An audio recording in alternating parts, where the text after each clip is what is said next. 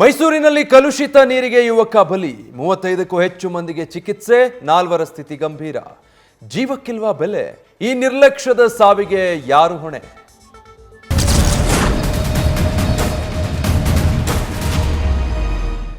ಯುವಕನ ಪ್ರಾಣವನ್ನೇ ಬಲಿ ತೆಗೆದುಕೊಂಡಿದೆ ಜೀವಜಲ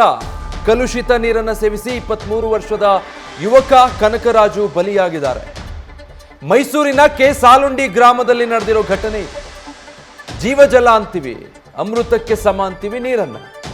ಇಲ್ಲಿ ಕಲುಷಿತ ನೀರು ಸೇವನೆ ಮಾಡಿ ಯುವಕನ ಪ್ರಾಣ ಪಕ್ಷಿ ಹಾರಿ ಹೋಗಿದೆ ಚಿಕಿತ್ಸೆ ಫಲಿಸದೆ 23 ವರ್ಷದ ಯುವಕ ಕನಕರಾಜು ಸಾವನ್ನಪ್ಪಿದ್ದಾರೆ ವಿಷವಾದ ಜೀವಜಲ ಪ್ರಾಣವನ್ನೇ ತೆಗೆದುಬಿಟ್ಟಿದೆ ಈ ನಿರ್ಲಕ್ಷ್ಯದ ಸಾವಿಗೆ ಹೊಣೆ ಯಾರು ಹಾಗಿದ್ರೆ ಕಲುಷಿತ ನೀರು ಪೂರೈಕೆಯಾಗಿರೋದ್ರ ಪರಿಣಾಮ ಈಗಾಗಲೇ ಒಂದು ಜೀವ ಹೋಗಿದೆ ಕೆಲವರು ಐಸಿಯುನಲ್ಲಿ ಚಿಕಿತ್ಸೆ ಪಡೆದುಕೊಳ್ತಾ ಇದ್ದಾರೆ 35ಕ್ಕೂ ಹೆಚ್ಚು ಮಂದಿ ಈಗಾಗಲೇ ಒಂದು ರೀತಿ ಅಸ್ವಸ್ಥರಾಗಿದ್ದಾರೆ ಅವರೆಲ್ಲರನ್ನೂ ಕೂಡ ಬೇರೆ ಬೇರೆ ಆಸ್ಪತ್ರೆಗೆ ದಾಖಲಿಸಲಾಗಿದೆ ಅವರೆಲ್ಲರಿಗೂ ಕೂಡ ಅಲ್ಲಿ ಚಿಕಿತ್ಸೆ ಮುಂದುವರಿತಾ ಇದೆ ಬೇಸಿಗೆ ಸಂದರ್ಭದಲ್ಲಾದರೆ ಹಳ್ಳಕೊಳ್ಳದಲ್ಲಿ ನೀರು ತಂದು ಕುಡಿದ್ರೆ ಅಥವಾ ನೀರಿನ ಕೊರತೆ ಇದ್ದಾಗ